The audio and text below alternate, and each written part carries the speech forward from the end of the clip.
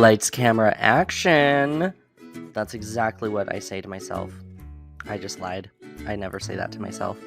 Hello, and welcome to Chris's Creative Corner. This is episode 21. I can't believe episode 21 is here already, of the first season of my new podcast that I started this season. We're 21 episodes in already, and I can't believe it. This episode is going to be literally like all the episodes that have come before, except all the content's going to be different because that's how it's worked before. So there's questions for Chris, and then we read the chapter, and I leave you hanging for a week. Okay. Sound good? It sounds good to me. So first, we're going to go into questions for Chris. Today's first question is a fun one. And it requires a little bit of explanation because if you know me by now, you know that if there's a moment for a soapbox, I have to take it. Well, I don't know if that's true, actually. I'd like to think that I take my soapbox moments seriously and don't just get on a soapbox at any random time. I only try to say things that are important at the time. So first question is, as a writer, what would you choose as your mascot / avatar / spirit animal? And I'm going to say just real quick, like for a little soapbox moment, just a tiny one, I promise. I won't say spirit animal because from what I understand, that is very sacred in Native American culture. And I'm not going to start co-opting that. I think Native people have had enough done to them. I don't need to start trying to take their sacred language as well. So I'll say mascot. I think that that's an awesome term. My own personal mascot. Who wouldn't want that? So as a writer, what would I choose as my mascot? You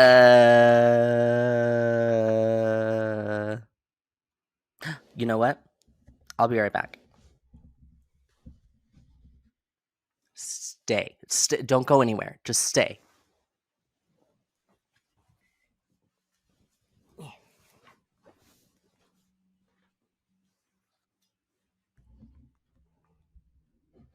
I'm back. No one went anywhere, right? You're all still here. Perfect. Okay, so I chose my mascot is my favorite animal in the whole entire wide world, and I have one that I absolutely love and adore, and it's a giraffe. For anybody who wants to see it, there's going to be video later. I'll post pictures and stuff, but this is my giraffe. This is Giraffe. I got this at the Houston Zoo, and I went there in May of 2021, and I went there for my niece's graduation and from high school. And one of the main things that I wanted to do was I wanted to feed giraffes. I see giraffes. They had giraffes. I was like, giraffes! I was freaking out internally. I didn't scream on the outside or anything, but like I was determined. My husband was like running to keep up with me as I was like going to the giraffes. And I got to feed lettuce to a giraffe.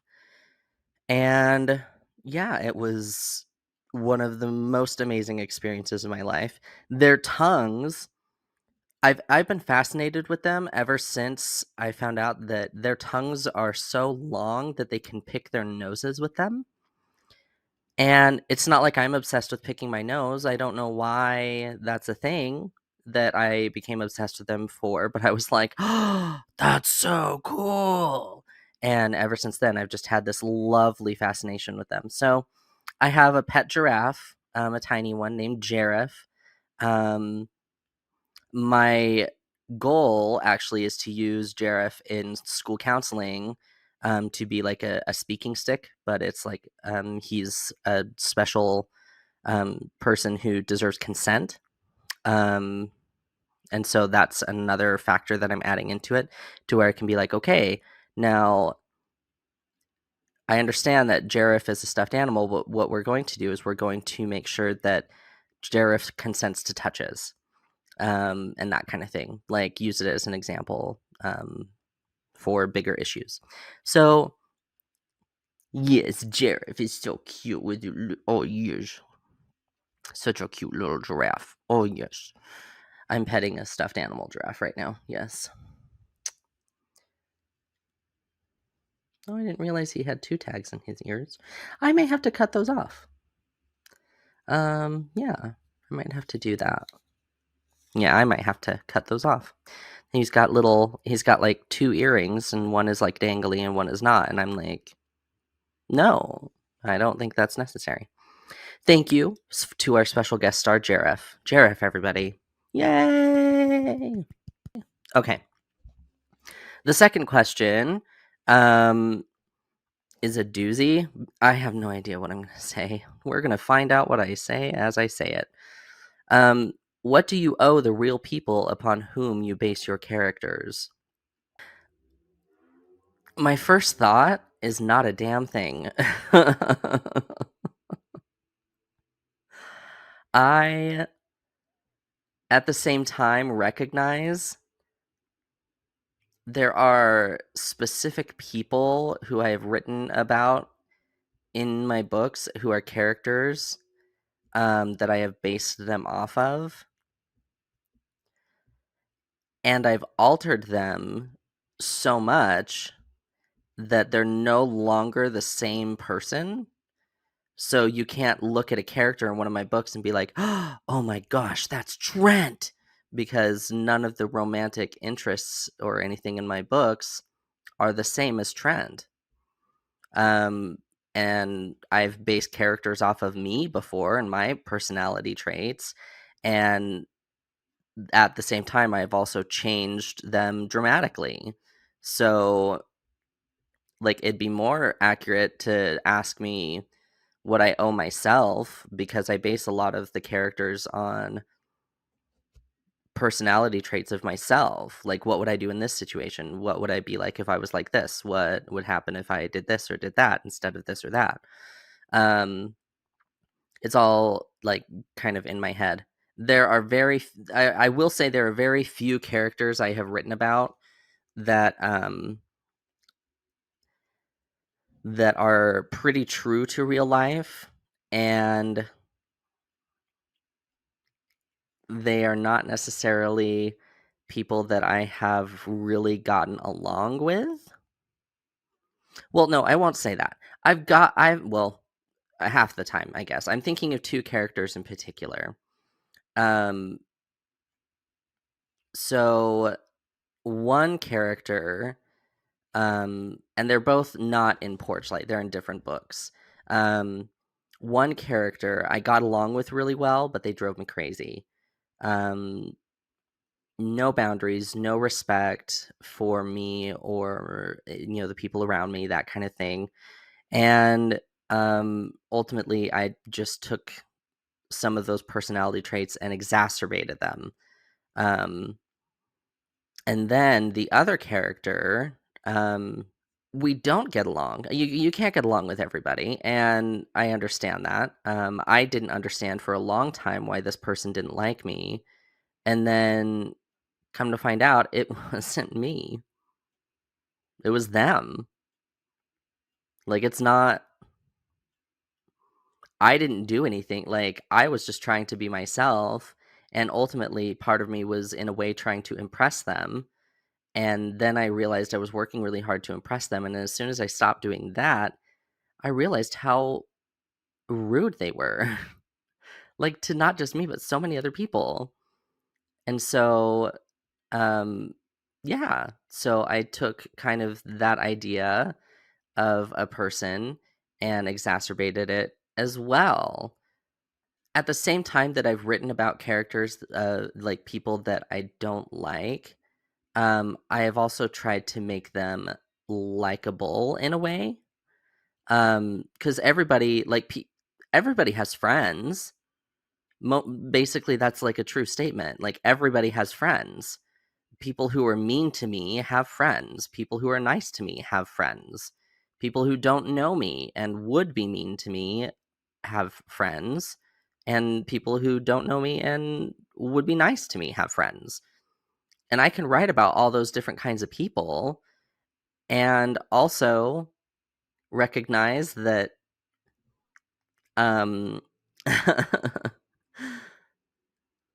it's not my responsibility to, I don't know. It's not my responsibility, I guess I will say, to cater to specific people's feelings. If they read a book of mine and they think, I think that character's based off of me, they're actually probably wrong. Like, I would think. I don't know. I've never been approached by anyone who's like, is that character based off of me or is that character based off of someone else, or, that kind of thing. That's never been a thing for me. So, I don't know. I guess in a way I owe them thanks. Thanks for coming into my life and inspiring me to write a character that could be um, in a book and more fully fleshed out, because of the fact that I have observed other people and their personalities. So thanks for interacting with me, even if it was in a really negative way. I will continue ruminating on that one, I think. The idea of what I owe someone if I base a character off of them. Those are the two questions that I am answering for today on Chris's Creative Corner. Those were questions for Chris. We are now going to move on to chapter 21 of Porch Light. Like I said, we are 2/3 of the way through. Oh, I forgot. This book was made in the United States. Oh, look at that. That's lovely. So in the previous chapter, Nick and Scott have been getting really close, and they ended up getting really close physically, and they were totally going to Pound Town, and Casey walked in the middle of them having sex, and Casey was like really drunk and was like saying things like, "Let me join you," and Nick got really mad. And then after all was said and done, Scott was basically like, "I think you're still in love with him." Scott was really vulnerable and was like, "So I'm not a substitution for Casey?" And Nick is like, "No." And now Nick is wondering the whole time about whether he believes him or not. Talked about going to counseling, and then, oh yeah, and then as they've been working on the album, they've still been writing songs, and so Nick and Casey finished the last two songs. They decided to go out for the night, and some jerk face calls Nick the F word, and so Casey like punches him, and then his friend, the jerk face's friend, another jerk face, punches Casey, and so Nick gets involved and punches the friend, and then they end up in like this huge fight, and oh boy, the cops are there, and they are put in the backseat of a police car, and they are on their way to the police station. And that's where we ended the chapter. So now we're getting into the next chapter. Chapter 21, Nominated. Do you two even know how fucking lucky you are? Omar was raging in the front seat as Casey and I sat guiltily in the back seat of his car. He had come to the police station to talk to the officers.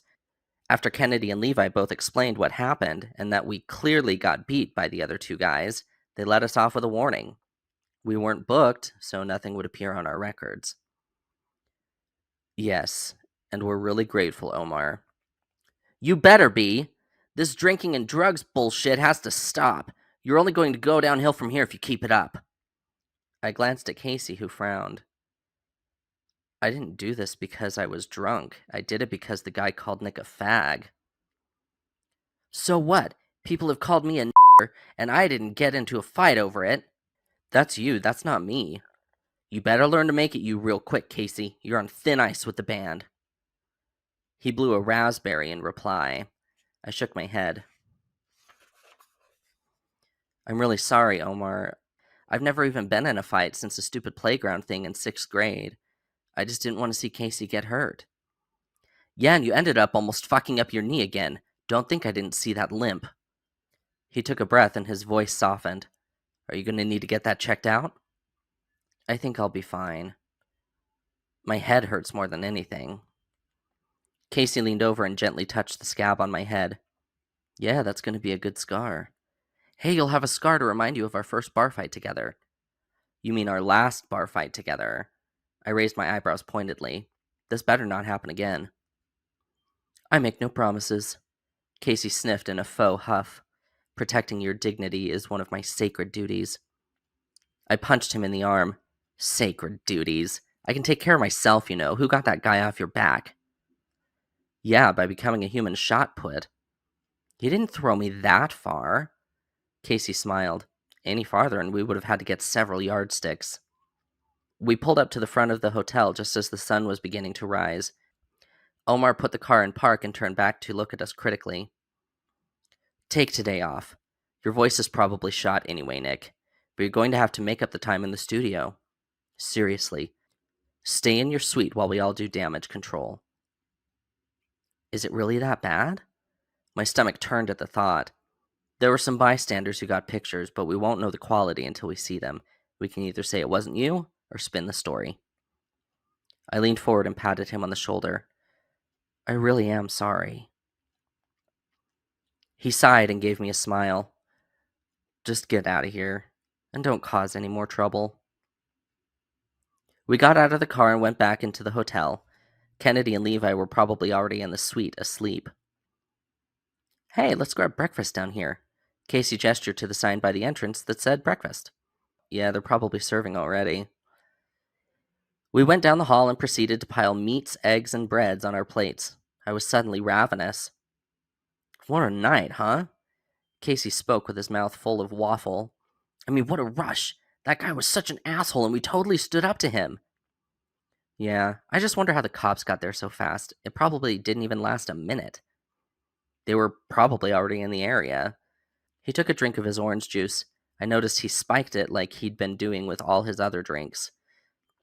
I mean, it was a Saturday night in a bar area. You know how Old Town is in King. Cops are all over the place on the weekends. Yeah, I remember when I got pulled over one time after picking you up from the bar. The cops saw me leaving the parking lot and started following me super close, looking for reasons to pull me over. Yeah, he said you made an illegal lane change, then said it was because part of your taillight was broken. I shook my head. He was pretty pissed he didn't get a DUI arrest out of that, especially with how cold it was. And I kept arguing with him about things. You really could have a career as a lawyer once things in the band end. You're pretty argumentative sometimes. No, I'm not. It was silent for a moment as I read the captions on the TV showing some press conference with the president. You know, we never talk politics. Casey laughed. I think that's the reason we're still friends. I hate politics. Oh, I'm not a fan either, but I like to be informed.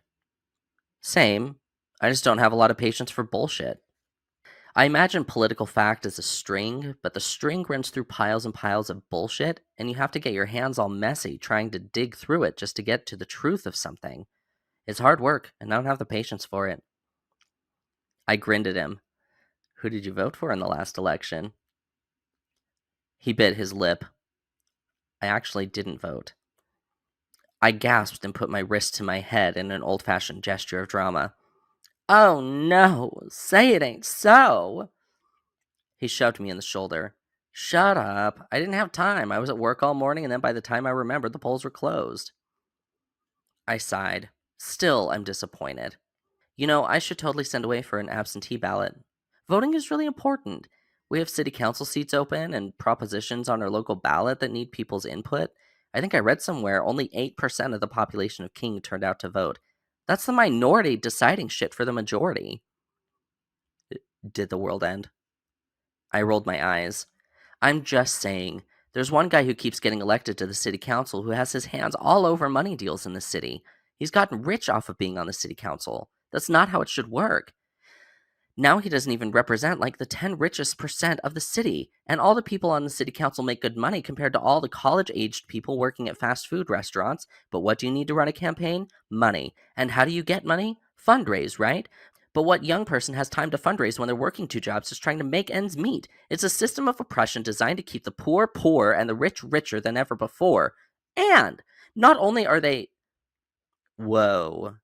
Casey held up his hands, eyes wide. I mean, way to be passionate and stuff, but you're ranting right now, verging on raving, and I don't need that this early in the morning. Please, oh please, do stop. I took a deep breath. Sorry. I guess I get more worked up about stuff than I thought I did. It's not like I'm someone who goes to protests and stuff, but I also never had the opportunity. Maybe I'm an activist or something. You could be. You'd be good at it too, leading people in a rebellion against the man and all that. Maybe I could write a song or something. Make it kind of subtle, but maybe people would get it. He nodded. Maybe. Well, shall we go apologize to Levi and Kennedy? I agreed, looking down at my full plate. Sure, but I'm taking this with me. I'm starving. Kennedy and Levi were both very understanding. Well, Levi said, "It's cool, guys." Kennedy had to berate us first before she told us she agreed with what we did, but it still shouldn't have been done. We were lucky the photos weren't very clear, so nobody was able to prove it was us who were involved in the fight. We definitely decided not to go to that bar anymore. We continued working in the studio, fleshing out a few more songs. We had 10 planned and 3 done, but there was still likely to be work needed on them. We also spent a few days filming a music video. We decided to title our album after Casey's song, Werewolves Broke My Heart. We all got to wear cool makeup for the video and act all animalistic as we roamed around. The director of the music video, who was a big fan, made it a point to have some hot shirtless guy in it when I was on the screen several times. His concept was that we are all animals, even if only some of us look like it. So the super hunk prowled after me in the video, stroking my furry body and face. It was pretty erotic. He had us basically do everything twice, once in costume and once as just us. For some of the scenes, the actor was stroking my actual body and face, his lips inches from my own. I talked with him a little during breaks. His name was Ben. He was actually a really nice guy. He was originally from Arizona but had moved around to be a model. He and his girlfriend were expecting a baby. I was burning to ask him how he felt about being all lustful with me, but I decided not to. He was a model, and in this case, an actor. He was acting, doing a job. And that's a wrap!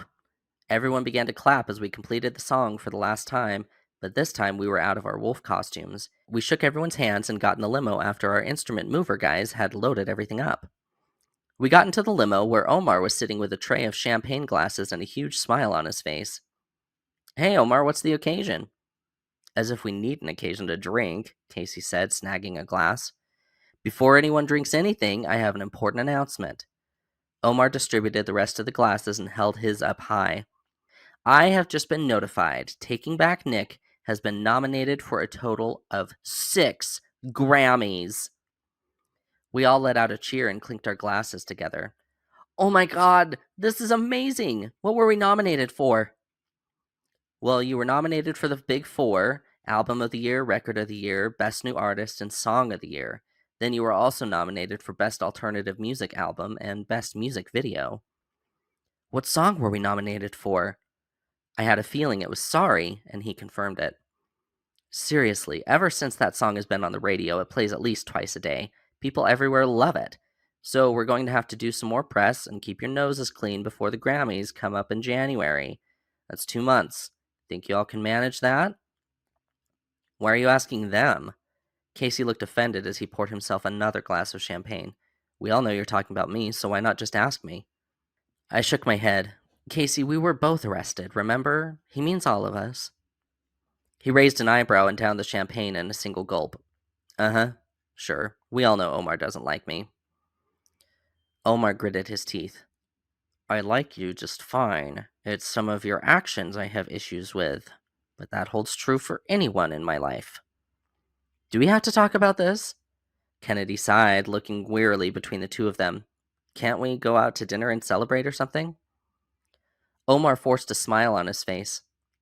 "I already booked us a table at a steakhouse. We're on our way there now." Dinner was relatively quiet. Casey still drank as much as he ate, and he slinked off to the bathroom several times. I shared a dark look with Levi, who looked upset but didn't say anything. We left the restaurant, me and Levi supporting Casey on the way to the limo. This couldn't keep going. He was going to get in major trouble, and I wasn't going to be able to stop him. Was I being an enabler? A bad friend by not telling him my concerns? If he didn't stop his substance abuse, he was going to get kicked out of the band. Worse, I was likely going to lose my best friend in more ways than one. And that is the end of chapter 21. Dun dun dun! Drama! That's everything also that I have for this episode of Chris's Creative Corner. We'll go ahead and end it here, and then we'll see you next time when we get into chapter 22 and learn more about what happens after they get nominated for all the Grammys. My name is Chris Cole. Thank you for tuning in, and we'll see you next time.